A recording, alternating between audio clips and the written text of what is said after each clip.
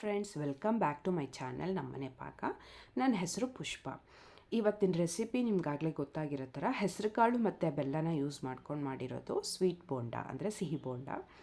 So ಇದು ತುಂಬ ರುಚಿಯಾಗಿರುತ್ತೆ, ಹೆಲ್ತಿಗೂ ಅಷ್ಟೇ ಒಳ್ಳೆಯದು. ಮಕ್ಕಳಿಗೆ, ದೊಡ್ಡವ್ರಿಗೆ ಎಲ್ಲ ಸ್ನ್ಯಾಕ್ಸ್ ಟೈಮ್ಗೆ ತುಂಬ ಚೆನ್ನಾಗಿರುತ್ತೆ. ಮೊದಲನೇ ಬಾರಿಗೆ ನಮ್ಮ ಚಾನಲ್ನ ನೋಡ್ತಿದ್ರೆ ಪ್ಲೀಸ್ ಸಬ್ಸ್ಕ್ರೈಬ್ ಮಾಡ್ಕೊಂಡು ನೋಡಿ. ಸೊ ಬನ್ನಿ ರೆಸಿಪಿಗೆ ಏನೇನು ಬೇಕು ಅಂತ ನೋಡ್ಕೊಂಬರೋಣ. ಬೇಕಾಗುವ ಸಾಮಗ್ರಿಗಳು: 3/4 ಕಪ್ಪಷ್ಟು ಹೆಸರು ಕಾಳು, ಅರ್ಧ ಕಪ್ಪಷ್ಟು ಬೆಲ್ಲ, ಮೀಡಿಯಮ್ ಕಪ್ಪಲ್ಲಿ 1 ಕಪ್ಪಷ್ಟು ಹಸಿ ತೆಂಗಿನಕಾಯಿ ತುರಿ, ಒಂದು ಮೀಡಿಯಮ್ ಕಪ್ಪಷ್ಟು ಮೈದಾ ಹಿಟ್ಟು, 4ರಿಂದ 5 ಏಲಕ್ಕಿನ ಪುಡಿ ಮಾಡಿಟ್ಕೊಳ್ಳಿ. ರುಚಿಗೆ ತಕ್ಕಷ್ಟು ಉಪ್ಪು, ಕರಿಯೋದಕ್ಕೆ ಎಣ್ಣೆ. ಬನ್ನಿ ಹೇಗೆ ಮಾಡೋದು ಅಂತ ನೋಡ್ಕೊಂಬರೋಣ. ಸೊ ಈಗ 3/4 ಕಪ್ಪಷ್ಟು ಹೆಸರು ಕಾಳು ಏನು ತೊಗೊಂಡಿದ್ದೆ ಅದನ್ನು ಒಂದು ಕುಕ್ಕರಲ್ಲಿ ಹಾಕ್ಕೊಂಡು ಕ್ಲೀನಾಗಿ 1-2 ಸಲ ವಾಶ್ ಮಾಡಿಕೊಂಡು ಬೇಯಿಸ್ಕೊಳ್ಳಿ. ಸೊ ಇದು ಡೈರೆಕ್ಟಾಗಿ ಕುಕ್ಕರ್ ಲಿಡ್ ಕ್ಲೋಸ್ ಮಾಡ್ಕೊಂಡು ಬೇಯಿಸ್ಕೊಬೇಡಿ. ನೋಡಿ, ಇದು ವಾಶ್ ಆಗಿದೆ. ಈಗ ಬೇಯಿಸ್ಕೊಳ್ಳೋಣ. ಸ್ಟವ್ ಆನ್ ಮಾಡಿ ಬೇಯೋದಕ್ಕೆ ಇಡ್ತಾಯಿದ್ದೀನಿ. ಒಂದು ಕುದಿ ಬಂದಾದಮೇಲೆ ಕುಕ್ಕರ್ ಲಿಡ್ನ ಕ್ಲೋಸ್ ಮಾಡಬೇಕಾಗುತ್ತೆ. ಸೊ ಈ ಥರ ಮಾಡಾದ್ಮೇಲೆ ಒಂದು ವಿಷಲ್ ಬಂದಿದ್ದ ತಕ್ಷಣವೇ ಕುಕ್ಕರ್ ಮೇಲೆ ತಣ್ಣೀರು ಹಾಕ್ಕೊಂಡು ತಕ್ಷಣ ವಿಷಲ್ನ ತಣ್ಣಗೆ ಮಾಡ್ಕೊಳ್ಳಿ ಅಂತ ಕುಕ್ಕರ್ನ ತಣ್ಣಗೆ ಮಾಡಿಕೊಂಡು ಲಿಡ್ ಓಪನ್ ಮಾಡಿದ್ರೆ ನಮಗೆ ಹೆಸರು ಕಾಳು ಈ ಹದದಲ್ಲಿ ಬೆಂದಿರುತ್ತೆ. ಇದು ಪರ್ಫೆಕ್ಟ್ ಅದ ಹೆಸರು ಕಾಳು ಬೋಂಡ ಮಾಡೋದಕ್ಕೆ. ತುಂಬ ಕಲಸೋಗೋ ಥರನೂ ಆಗಬಾರ್ದು, ತುಂಬ ಕಾಳು ಥರನೂ ಇರಬಾರ್ದು. ಮೀಡಿಯಮಾಗಿ ಈ ಥರ ಕೈಯಲ್ಲಿ ಪ್ರೆಸ್ ಮಾಡಿದ್ರೆ ಬೆಂದಿರಬೇಕು, ಅಷ್ಟು ಕನ್ಸಿಸ್ಟೆನ್ಸಿ ಒಳ್ಳೆಯದು. ಸೊ ಇವಾಗ ಹೆಸರು ಕಾಳನ್ನ ಒಂದು ಮಿಕ್ಸಿ ಜಾರಿಗೆ ಹಾಕ್ಕೊಂಡು ಮತ್ತು ಬೆಲ್ಲ ಸ್ವಲ್ಪ ಅರ್ಧ ಹಾಕ್ಕೊಂಡು ನಾನು ರುಬ್ಕೊಂಡು ಬರ್ತೀನಿ ತರ್ತರಿಯಾಗೆ.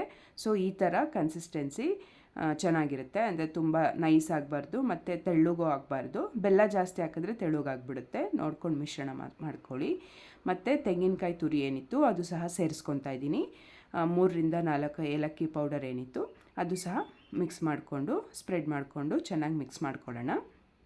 ಮಿಕ್ಕಿರೋಂಥ ಹೆಸರು ಕಾಳು ಮತ್ತು ಬೆಲ್ಲ ಸೇಮ್ ಇದೇ ಥರ ರುಬ್ಕೊಂಡು ತಟ್ಟೆಗೆ ಹಾಕ್ಕೊಂಡು ಎಲ್ಲ ಸೇರಿಸಿ ಒಟ್ಟಿಗೆ ಮಿಶ್ರಣ ಮಾಡ್ಕೊಳ್ಳಿ. ಸೊ ಮಿಶ್ರಣ ಮಾಡಿಕೊಂಡು ನಿಮಗೆ ಯಾವ ಶೇಪ್ ಬೇಕೋ ಆ ಶೇಪ್ನ ಮಿದ್ದಿಟ್ಕೊಳ್ಳಿ. ಅಂದರೆ ಈ ಥರ ರೌಂಡ್ ಶೇಪ್ ಮಾಡಿ ಇಟ್ಕೊತಾ ಇದ್ದೀನಿ ನಾನು. ಸೊ ಎಲ್ಲ ಹಿಟ್ಟಲ್ಲೂ ಇದೇ ಥರ ರೌಂಡ್ ಶೇಪ್ ಮಾಡಿಟ್ಕೊಂಡು ರೆಡಿ ಮಾಡಿಟ್ಕೊಬೇಕು. ನೋಡಿ ಈ ಥರ.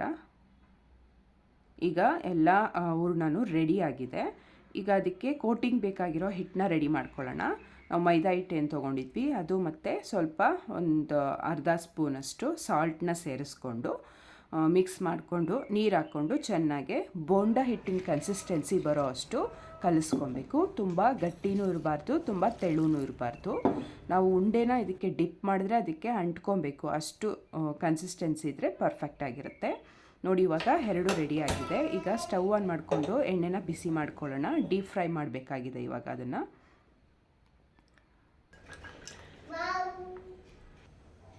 ಸೊ ಇವಾಗ ಎಣ್ಣೆ ಕಾದಿದೆಯಾ ಚೆಕ್ ಮಾಡ್ಕೊತಾ ಇದ್ದೀನಿ. ಒಂದು ಚಿಕ್ಕದು ಉಂಡೆ ಹಾಕ್ಕೊಂಡು ಈಗ ಪರ್ಫೆಕ್ಟಾಗಿ ಕಾಯ್ದಿದೆ. ಈಗ ಒಂದೊಂದೇ ಉಂಡೆಗಳನ್ನ ಡಿಪ್ ಮಾಡಿ ಮೈದಾ ಹಿಟ್ಟಲ್ಲಿ ಡಿಪ್ ಮಾಡಿ ಹಾಕ್ಕೊತಾ ಇದ್ದೀನಿ. ಸೊ ನೀವು ಇದಕ್ಕೆ ಮೈದಾ ಹಿಟ್ಟು ಬದಲು ಗೋಧಿ ಹಿಟ್ಟು ಸಹ ಯೂಸ್ ಮಾಡ್ಕೊಬೋದು. ಸೊ ಹೆಲ್ತ್ ಕಾನ್ಷಿಯಸ್ ಇದ್ದರೆ ತುಂಬ, ಸೊ ಮೈದಾ ಬದಲು ಗೋಧಿ ಯೂಸ್ ಮಾಡ್ಕೊಬೋದು, ಅದು ಚೆನ್ನಾಗೇ ಬರುತ್ತೆ.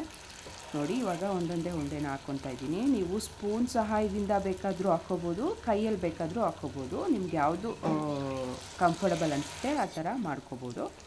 ನೋಡಿ, ಇವಾಗ ಉಂಡೆಗಳನ್ನೆಲ್ಲ ಸ್ವಲ್ಪ ಕದಲಿಸ್ಕೊತಾ ಇದ್ದೀನಿ. ಅಂಟ್ಕೊಂಡಿದ್ರೆ ತಳ ಅಥವಾ ಒಂದಕ್ಕೊಂದು ಅಂಟ್ಕೊಂಡಿದ್ರೆ ಸಪ್ರೇಟ್ ಮಾಡಿಕೊಂಡು ಒಂದು 5ರಿಂದ 6 ನಿಮಿಷದವರೆಗೂ ಫ್ರೈ ಮಾಡಿಕೊಂಡ್ರೆ ಸಾಕು. ಅದಕ್ಕಿಂತ ಹೆಚ್ಚಿಗೆ ಬೇಡ. ತುಂಬ ಕಪ್ಪಗಾಗೋ ಥರ ಬೇಯಿಸ್ಕೋಬಾರ್ದು. ನಾವೀಗಾಗಲೇ ಒಳಗಡೆ ಇರೋ ಹೂರ್ಣ ಬೇಯಿಸ್ಕೊಂಡಿರೋದ್ರಿಂದ, ಕಾಳೆಲ್ಲ ಬೇಯಿಸ್ಕೊಂಡಿರೋದ್ರಿಂದ ನಾವು ಜಾಸ್ತಿ ಫ್ರೈ ಮಾಡೋ ಅಂಥದ್ದೇನೂ ಇಲ್ಲ. ನೋಡಿ, ಇವಾಗ ರೆಡಿಯಾಗಿದೆ.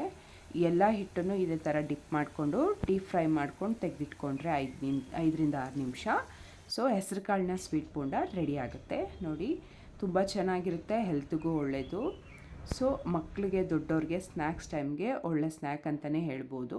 ಹೆಸರು ಕಾಳು ಮಕ್ಕಳು ತಿನ್ನಲ್ಲ ಅನ್ನೋ ಟೈಮಲ್ಲಿ ಈ ಥರ ಸ್ವೀಟ್ ಮಾಡಿಕೊಟ್ರೆ ತುಂಬಾ ಇಷ್ಟ ಆಗುತ್ತೆ. ಇಷ್ಟ ಆಗಿದ್ದರೆ ನಿಮ್ಮ ಫ್ರೆಂಡ್ಸ್ ಆ್ಯಂಡ್ ಫ್ಯಾಮಿಲಿಗೂ ಶೇರ್ ಮಾಡಿ. Thank you for watching.